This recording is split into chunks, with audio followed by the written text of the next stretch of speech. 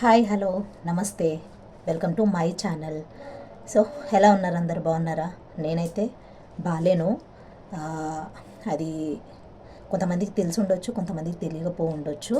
So ఎందుకు ఇన్ని days videos పెట్టలేదు అనే దాని గురించి ఈ వీడియోలో నేను షేర్ చేసుకుంటాను. సో మొదటిసారిగా మన ఛానల్ని చూస్తే కనుక ప్లీజ్ సబ్స్క్రైబ్ చేసుకోండి, బెల్ ఐకాన్ ఆల్ అని ట్యాప్ చేసేయండి. సో దట్ నేను పెట్టే నోటిఫికేషన్స్ అన్నీ కూడా మీ వరకు అయితే వచ్చేస్తాయి. ఇప్పుడైతే టాపిక్లోకి వెళ్ళిపోదాము.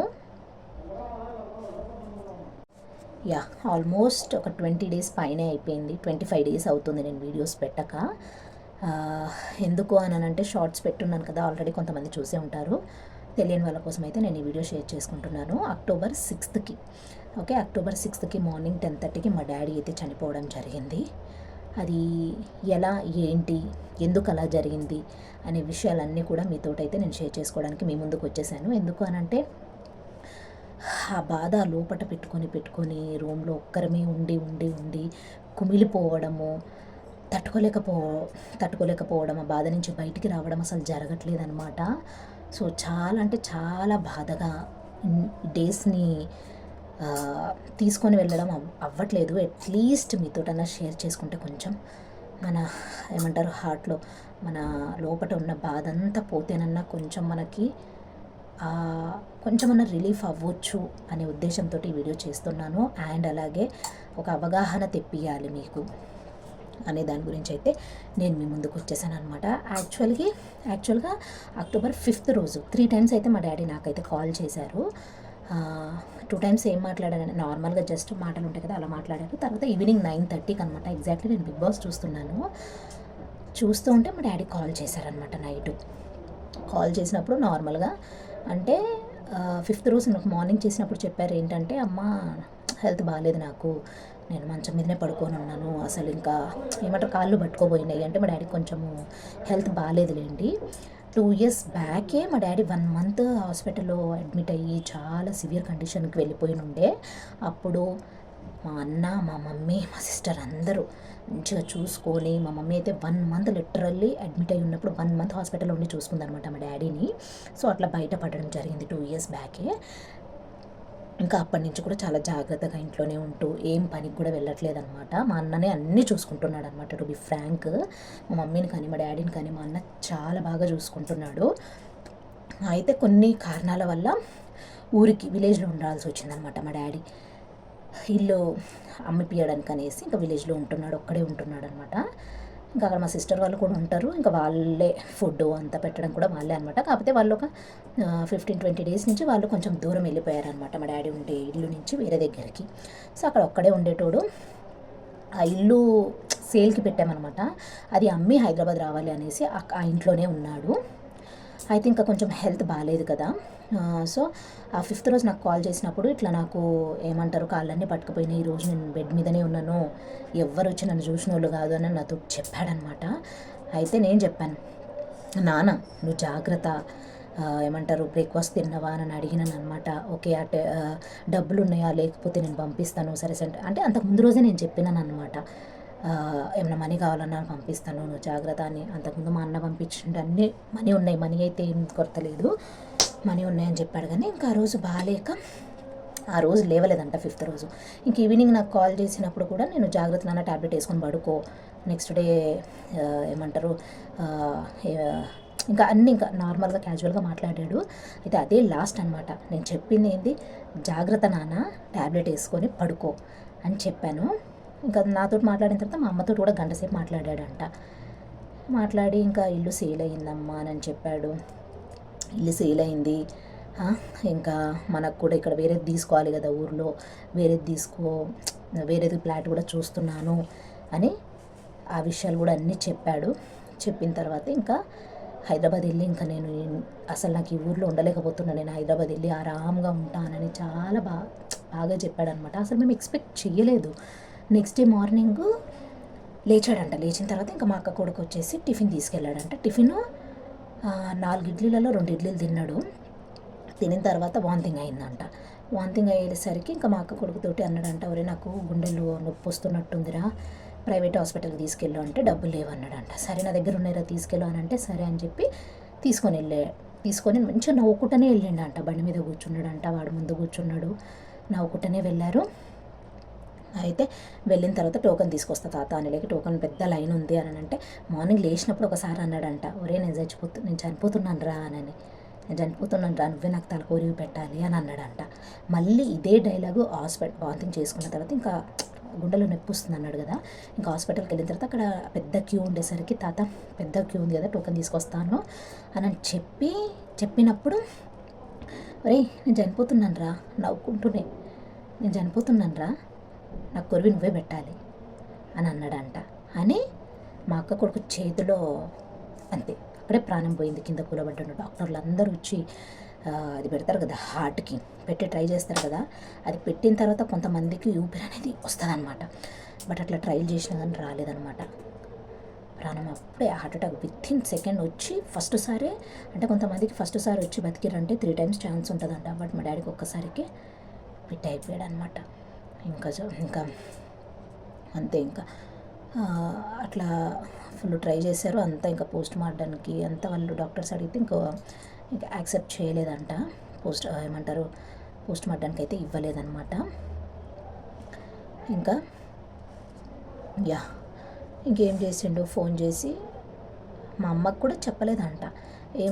ఏమంటారు హార్ట్ అటాక్ వచ్చిందని చెప్పారు. సో మా మమ్మీ నాకు ఫోన్ చేసింది. నేను అప్పుడే టీవీలలో ఎందుకు చూపిస్తారో తెలియదు కానీ మా మమ్మీ ముందు రోజు తాలిబొట్టు ఉంటుంది కదా, అది బిళ్ళ అనేది తెగిపోయిందంట. అలాంటివి నిజంగా నిజ జీవితాలలో జరుగుతాయి కాబట్టి అట్లా చూపిస్తారేమో మరి అనిపించింది అనమాట. ఇంకా నెక్స్ట్ 6th రోజు మా మమ్మీ ఫోన్ చేసి, అమ్మ నాన్నకు హార్ట్ అటాక్ వచ్చిందంట, కష్టాలన్నీ మాకే వస్తున్నాయని ఏడ్చుకుంటా ఉండింది. అప్పుడే నేను ముద్ద పెట్టుకుంటున్న నోట్లో 10:30కి ముద్ద పెట్టుకుంటున్న ఆ మాట వినగానే అసలు ముద్ద కూడా ఇంకా నోట్లో పెట్టుకోలేదు, పక్కకు పెట్టేసిన. నేను ఏడుస్తున్నాను. నేను ఇంకా ఏడవడమే పని అయిపోయింది. ఇంకా ఏడ్చి మాట్లాడలేక నాకు ఏం చేయాలో అర్థం కాక ఇంకా మా హస్బెండ్ ఉండిండు అనమాట. మా హస్బెండ్కి ఇచ్చేసాను ఫోను. ఇచ్చేసిన తర్వాతకి ఇంకా తను మాట్లాడుతున్నాడు. ఇంకా నాకు ఫోన్ ఇవ్వట్లేదు. ఒక పక్క మా సిస్టర్ కూడా ఫోన్ చేస్తుంది, అందరు ఫోన్ చేస్తున్నారు. బట్ హార్ట్ అటాక్ వచ్చిందని చెప్పి కానీ చనిపోయారు అని చెప్పలేదన్నమాట వెంటనే మాకు. ఇంకా మా చెల్లి ఫోన్ చేసి గట్టిగా ఏదో చెప్పడానికి ట్రై చేస్తుంది. బట్ నాకు సిగ్నల్ లేక వినిపించట్లేదు. నేను మాట్లాడలేకపోతున్నాను, ఏడుచుకుంటా ఉన్నా. జస్ట్ చనిపోయాడని తెలీదు, హార్ట్ అటాక్ అనగా నేను ఇంకా ఏడుచుకుంటా ఉన్నాను. ఫైనల్లీ మళ్ళీ మా చెల్లి ఫోన్ చేసి, డాడీ చనిపోయాడు, నాన్న చనిపోయాడు అంటే నేను అనగలనే, నా వల్ల కాలేదు. ఇంకా ఏడ్చుడే పని ఫుల్ ఏడ్చుకున్నాను. ఇంకా నడవడానికి రావట్లేదు. కడుపు పట్టుకొని వంగుకుంటా అటు ఇటు నడుచుకుంటాము. అసలు మా వల్ల కాలేదనమాట. లైఫ్లో మా జీవితాల్లో ఫస్ట్ టైం మా ఇంట్లో ఇలాంటి సంఘటన జరగడం అనమాట. తట్టుకోలేకపోయాము. ఎందుకంటే మా నాన్నంటే చాలా ఇష్టం నాకైతే, ఎక్స్ప్రెస్ చేయలేను కానీ చాలా అంటే చాలా ఇష్టము. బట్ మా నాన్న లేడు అనే మాటనే అసలు మేము ఇప్పటికీ కూడా, మా డాడీ లేడు అనే వార్త తలుచుకుంటేనే అసలు నిజంగా లేడా అని అనిపిస్తుంది అనమాట. ఎంత బాధగా అంటే అసలు ఇంకా మేము అసలు మైండ్లో పనిచేయట్లేదు నిజం చెప్పాలంటే. బట్ డిప్రెషన్లో ఉన్నామా ఏంటి అనేది మైండ్లో అయితే అస్సలు పనిచేయట్లేదు. అలా హార్ట్ అటాక్ వచ్చి మా డాడీ చనిపోయారు అనమాట. ఇమీడియట్గా మేము ఇంకా మినీ వ్యాన్ బుక్ చేసుకొని వెళ్తే, ఆ రోజు ఏమైంది, ఆ వ్యాన్కి కూడా యాక్సిడెంట్ అయింది.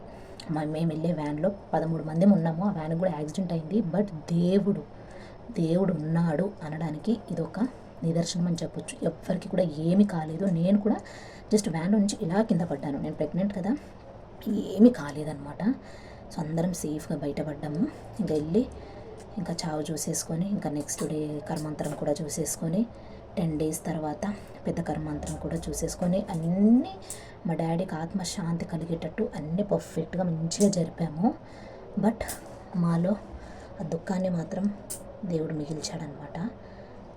అసలు మా డాడీ మా ఇంట్లో అంటే మా ఇంట్లో ఉన్నాడు కదా, ప్రతిదీ కూడా నీట్గా, ఇల్లంతా నీట్గా, మనం లేడీస్ని మనం కూడా పెట్టుకోమన్నమాట. అంత నీట్గా పెట్టాడు ఇల్లుని.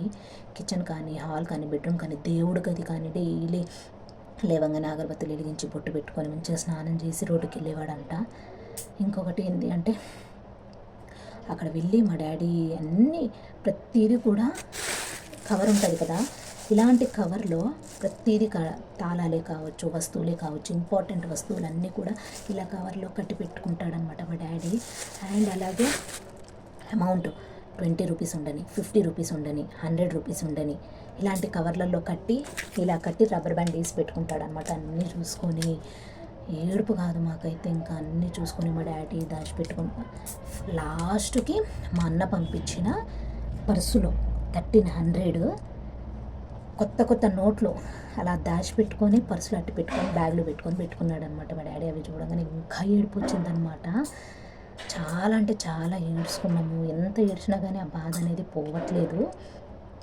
సో నేను చెప్పేది ఒకటి ఏంటి అని అంటే, తల్లిదండ్రులు ఉన్నప్పుడే వాళ్ళని మనం బాగా చూసుకోవాలి. వాళ్ళు లేనప్పుడు బాధపడడం కాదు, వాళ్ళు ఉన్నప్పుడే వాళ్ళకి కావాల్సిన అవసరతలే కానీ మనకున్నంతలో మనం చూసుకోగలగాలి అనేది నా ఇంటెన్షన్ అనమాట. సో నేను వీడియోలో ఏడవద్దు అని ఎన్ని డేస్ చేయాలి అనుకొని కూడా సెంటిమెంట్గా కొంతమంది అనుకోవచ్చు, సెంటిమెంట్గా వీడియో చేసి ఇది అవ్వాలి అని అనుకుంటారా అని. అందుకే నేను వీడియోలో ఏడవదలుచుకోలేదు. నాకు ఏడుపు వచ్చినా సరే నేను ఏడవద్దు అని పెట్టుకొని వీడియో చేస్తున్నాను. కేవలం మీకు ఎందుకు చెప్తున్నాను అంటే, కొన్ని నేను క్లిప్స్ కూడా పెడతాను లాస్ట్లో, డెఫినెట్గా చూడండి. సో చాలా అంటే చాలా మా ఫ్యామిలీకి మా డాడీ లేడు. అది తలుచుకుంటే మా మమ్మీ అయితే ఇప్పటికి కూడా కుమిలిపోతుందన్నమాట. అసలు మా డాడీని తలుచుకొని ఇంకా 3 months వరకు ఇంకా మేము కూడా ఉండొద్దు అనేసి ఇంకా మేము కూడా వెళ్ళలేదు. నేను అసలు ఇంకా వెళ్ళని సిచ్యువేషన్లో కూడా ఇంకా మా నాన్న ఆఖరి చూపు చూడకపోతే ఎలా చెప్పండి. నిజం చెప్పాలంటే మా డాడీ అంటే నాకు చాలా ఇష్టం అనమాట. లేడు అనేది నేను ఆ లోపటి నుంచి రాలేకపోతున్నాను, తేలుకోలేకపోతున్నాను అనమాట. ఇన్ని రోజులు ఊర్లో ఉన్నాము, నేను మా సిస్టర్ ఉండే కాబట్టి మాకైతే తెలియలేదు. కానీ ఇక్కడ బెంగళూరుకి వచ్చేసిన తర్వాత అసలు నాకు అసలు నా ప్రెగ్నెంట్ని కూడా నేను ఎంజాయ్ చేయలేకపోతున్నాను అనమాట. అలా ఉంది సిచ్యువేషను. ఇలాంటి సిచ్యువేషన్ ఎవ్వరికి కూడా రావద్దు. సో అందుకే ఎన్ని డేస్ అయితే వీడియోస్ చేయలేదన్నమాట. ఇదే రీజను. ఫైనల్లీ నేను చెప్పాలనుకుంది ఇదే అనమాట. తల్లిదండ్రులు ఉన్నప్పుడే వాళ్ళని మనం బాగా చూసుకోవాలి. వాళ్ళు ఈ లోకాన్ని విడిచి వెళ్ళిపోయిన తర్వాత మనము ఎన్ని అనుకున్న ప్రయోజనం లేదనమాట. సో ప్లీజ్ మీ తల్లిదండ్రులను బాగా చూసుకోండి. ఇదే నా యొక్క విన్నపం. ఇలా ఎవ్వరికి జరగకూడదనమాట. అసలు నేను ఇంకా నా హార్ట్లో ఉన్నవి నేను ఎక్స్ప్రెస్ చేయలేకపోతున్నాను. కానీ ఐ మిస్ యూ డాడీ. చాలా మిస్ అవుతున్నాను మా నాన్నని. ఈ 2 monthsలో అసలు డైలీ కాల్ చేసేటోళ్ళం అనమాట. డైలీ కాకపోయినా డే బై డే అయినా సరే ఫోన్ చేసి, ఎక్కడున్నావు నాన్న, ఏం చేస్తున్నావు, తిన్నవా అని చాలా బాండింగ్గా మాట్లాడుతూ ఉండే. ఇప్పుడు అదంతా లేదు. మా డాడీ నెంబర్ నుంచి ఫోన్ వస్తే కూడా ఏడుపు వచ్చేస్తుంది అనమాట. ఇంకా ఫోన్ రాదు అని అనేసి చాలా అంటే చాలా బాధగా ఉంది. బట్ నేను వీడియోలో చూపించుకోదలుచుకోలేదన్నమాట. సో ఎందుకే వీడియోస్ అయితే చేయలేదు. హోప్ మీ అందరికీ అర్థమైంది అనుకుంటున్నాను. అంతే ఈ వీడియో. బాయ్. నెక్స్ట్ వీడియోలో ఇంకా వ్లాగ్స్ చేయడానికి ప్రయత్నిస్తాను. ఎందుకంటే నేను ఇలాగే ఉంటే నాకు ఏమంటారు, మైండ్ బ్లాంక్ అయిపోతుంది, డిప్రెషన్లో వెళ్ళినట్టు అనిపిస్తుంది అనమాట. ఏదో నాకు ఎలా ఉందంటే, నేను ఏదో కోల్పోయాను జీవితంలో. నాకు ఇంకా దేని మీద ఆశ అనేది కలగట్లేదు అనమాట. అంతలా ఎఫెక్ట్ అయిపోయింది. మా డాడీ పోయేసరికి జీవితం అయిపోయింది, ఇంకా జీవితం ఏమీ లేదు అనిపిస్తుంది. నిజంగా అలాగే అనిపిస్తుంది అనమాట నాకు. సో అంత ఎఫెక్షన్, అంత లవ్ అనమాట. సో తల్లిదండ్రులు ఉన్నప్పుడే వాళ్ళని బాగా చూసుకోవాలనేది మాత్రం అర్థమవుతుంది. అండ్ ఏదో కోల్పోయినాము, జీవితం ఏం లేదు, అసలు ఆశ దేని మీద కలగట్లేదన్నమాట. అలా ఉంది సిచ్యువేషన్. ఇంకా చెప్పుకుంటూ పోతే ఇంకా చెప్తూనే ఉంటానన్నమాట. సో అంతే వీడియో ఫ్రెండ్స్. బాయ్.